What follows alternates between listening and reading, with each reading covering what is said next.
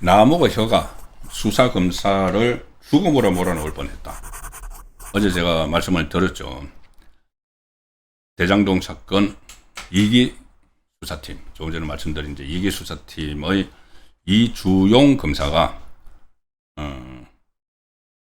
남욱을 직접 이제 수사를 했던 그 검사인데, 극단적인 선택을 시도를 한 것으로 파악이 됐는데, 이주용 검사가 지난 13일에 특위에 이제 불출석 사유서를 제출합니다. 이제 정인으로 채택이 됐는데, 남욱이 이제 강압 수사했다고 남욱이 주장을 하니까는.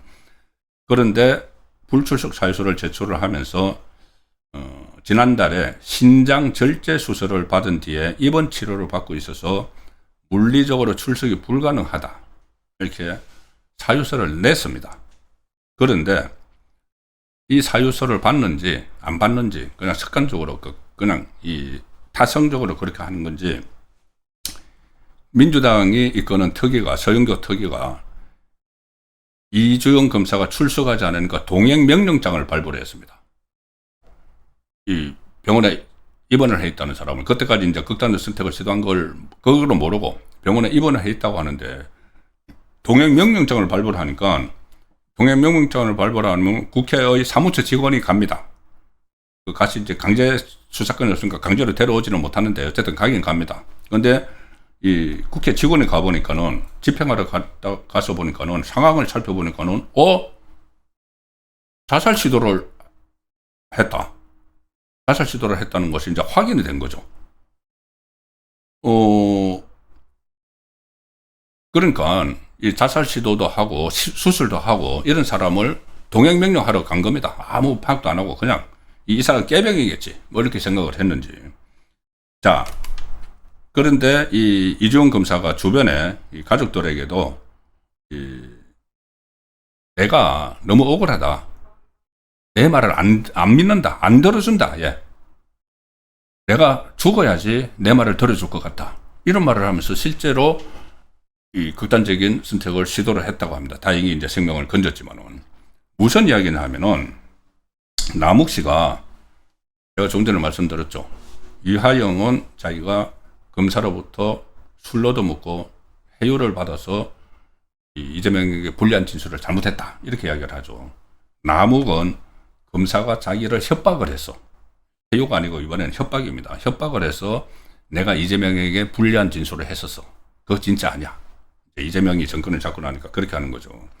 그 협박을 받았다는 게 두 가지인데, 남욱이 지금 갑자기 주장을 하는 것이, 자기가 이제 진술을 번복을 하니까는 이유가 있어야 되잖아요. 이유가 있어야 되는데, 그걸 검사가 협박을 했다는 그 두 가지를 이야기합니다. 하나는 이 검사가 나에게, 남욱의 이야기입니다. 배를 갈라서 장기를 다 꺼낼 수도 있고 환부만 도려낼 수도 있다, 이렇게 이야기를 했다는 겁니다. 무슨 조폭들이 외국 영화 보면은 뭐 마피아나 야쿠자들이 하는 그런 협박이죠. 검사가 그렇게 했다는 겁니다. 자기 배를 갈라서 장기를 다 꺼낼 수도 있다. 그런데 그 말을 했다는 검사는 지금 그 극단적 선택을 한 그 검사가 아닙니다. 이주용 검사가 아니고 또 다른 검사인데, 지금 이름이 그 다른 검사입니다. 다른 검사가 해명을 하는 것은, 아니 내가 남욱에게 이야기한 거는, 보통 저희들 그런 이야기 많이 하죠. 검사 수사를 할 때 이렇게 외과 수술식으로 환부만 도려내는 그런 수사를 한다, 핀셋 수사라는 이야기를 많이 하죠.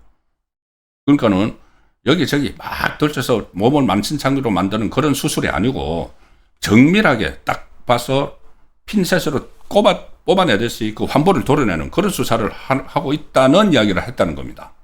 근데 남욱은 그전에는 그런 이야기 안 하다가 자기가 진술을 바꿔야 되는 이유가 있죠. 그래서 내가 협박받아서 진술 바꾼 거다고 하면서, 자기 수사가 그런 환부만 도려내는 게 아니고, 내 배를 갈라서 장기를 다 꺼낼 수도 있고 환부만 도려낼 수도 있다, 다 꺼내버릴 수도 있고 하나만 도려낼 수도 있다, 자기한테 협박을 했다는 겁니다. 이제 이런 것들이 현장에서 저 국정조사에서 그 전에는 이것만 보도가 됐죠. 이것만 보도가 돼서 좌파 매체, 거기다 언론에 다 기울어졌으니까는 좌파 매체들이 막 이걸 썼는데 그 검사가 나와서 아니네, 그런 뜻이 아니라는 이야기를 했고, 또 하나 남욱이 뭐라고 했냐면은 이게 이 사건이 지금 극단적 선택을 하다가 시도를 했던 이주영 검사가 담당한 그 신문입니다. 남욱에 대해서. 남욱이 뭐라고 했냐 하면은 뭐 배를 갈라서 어쩌고 이제 이거 하나 했고, 또 하나는 검찰에서 이제 자기가 서울구치소에 있다가 검찰에 와서 조사를 받았는데 2022년 9월 16일 남욱이 주장을 하는 겁니다. 자기가 9월 16일 검찰에서 조사를 받은 뒤에 서울구치소로 돌아가지 못했다. 그리고 2박 3일 동안 검찰청사 지하구치관 맨바닥에서 잤다. 이것을 이제 이주영 검사가 그렇게 그냥 여기서 자라고 요청을 해서 거기서 잤다. 그러니까 이것은 강압수사다. 어떻게 이 2박 3일 동안을 검찰청 구치감에다가 불법적으로 감금한 것 아니냐. 민주당이 막 그렇게 막 이야기를 하고 있죠. 그런데 이주영 검사 설명은 아니 그게 아니고 남욱을 구치소에 있는 남욱을 이제 검찰청으로 불러서 조사를 해야 되는데 남욱이 불응했다. 검찰에 오는 걸 불응을 했다. 속된 말로 버텼다는 거죠. 구치소에 있으면서 나 안 가. 수사받으러 안 가. 버텼다는 거죠. 그래서 선택한 방법이 체포영장을 다시 신청을 했다. 법원에. 체포영장을 하면 48시간 동안 신병을 확보할 수가 있죠. 체포영장을 신청을 해서 그 법원에서 발부를 해줬다. 그 체포영장을 집행을 한 거다. 48시간 따르니까는 또 집중 수사를 해야 되니까는 왔는데 다시 구치소로 보내면 또 안 올 수가 있죠. 그럼 또 체포영장을 또 신청을 해야 되니까는 체포영장 효력이 있는 48시간 동안 구치감에 이제 어디에 있습니까? 뭐 호텔 가 있습니까? 그거를 가지고 마치 강압수사를 하면서 이주영 검사가 자기 이제 그렇게 해서 자기 이제 진술을 강압수사를 해서 이재명 쪽에게 불리하도록 진술을 유도한 것처럼 이렇게 주장을 하니까 너무 억울한 거죠. 억울해서 말을 하는데 아무데도 들어주지 않는다. 그러니까 내가 죽어야지. 내가 떳떳함을 밝힐 길은 자살뿐이다. 내가 죽어야 내 이야기를 들어줄 거다. 이렇게 주변에 말을 했다는 겁니다. 자, 이렇게 되니까 이때를 전후를 해서 지금 조금 전에 말씀드렸다시피 이 가뜩이나 이 검사들이 뭐 대북송검의 박상용 검사도 그렇고 이 대장동의 강백신 검사나 뭐 이 검사들 엄희중 검사나 다 그리고 수사 검사들 위에까지 지금 이제 지휘부가 아니고 그때 지휘부들이 자기들도 뭐 자기 밑에 검사들이 심지어 극단적인 선택을 하려고도 하니까 전부 다 이재명 정권은 이제 저항을 하기 시작하는 그런 상황이죠. 자, 오늘 문화일보가 이런 기사를 실었습니다. 자, 문화일보 기사. 숨죽이던 검사들이 달라졌다.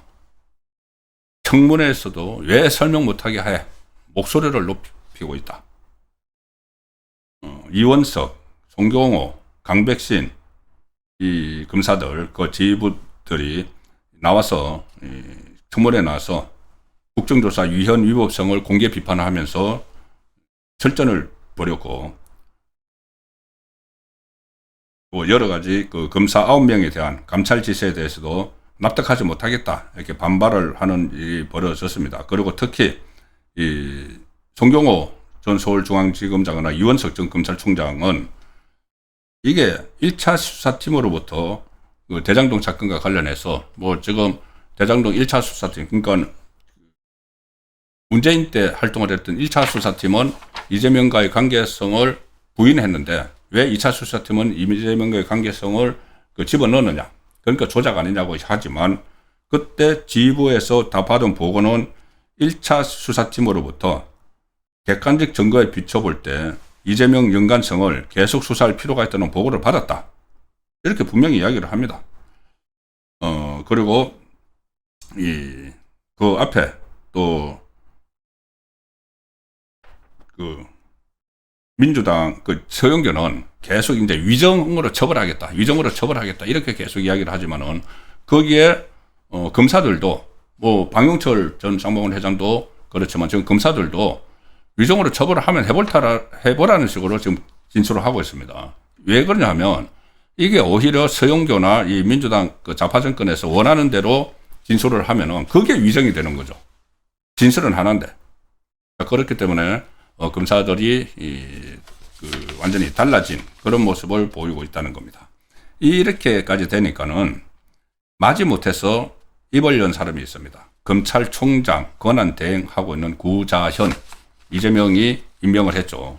그래서 검찰이 지금 해체되는데도 말 한마디 못하고 오히려 뭐 검찰 해체를 하는데 뭐 도와주는 그런 그 구자현인데, 오늘 퇴근길에 기자들이 물어보는 거죠. 지금 저런 상황, 숨죽이던 검사들이 달라지고 한 사람이 극단적인 선택을 시도를 하고 했는데 검찰총장 권한대행이 가만히 입 다물고 있으면 안 되는 거죠. 그래서 오늘 도어 스태핑 형식으로 이제 퇴근길에 했는데, 뭐 본인도 그거 뭐 잘했다고 이게 이재명 정권이 잘하고 있다고 할 수는 없죠. 이 상황에서 저렇게 검사들이 분기탱천하고 있는데, 뭐 국정조사 증인으로 채택된 검사에 대한 안타까운 소식이 언론에 보도됐다, 이런 식으로 참 이야기를 합니다. 언론에 보도됐다. 뭐 확실하지 않다는 이야기인가요? 언론에 보도됐다. 검찰총장 직무대행으로 해서 참담한 마음으로 소식을 접했다. 뭐 지금 뭐 남 이야기 합니까?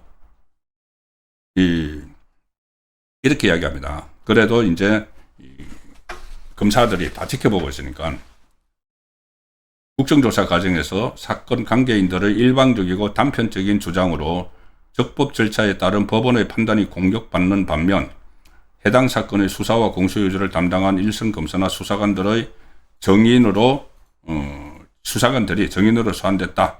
그래서 이렇게 이야기합니다. 뭐라고 하느냐, 이거 잘 들어보십시오. 여기 안에 함정이 숨어 있습니다.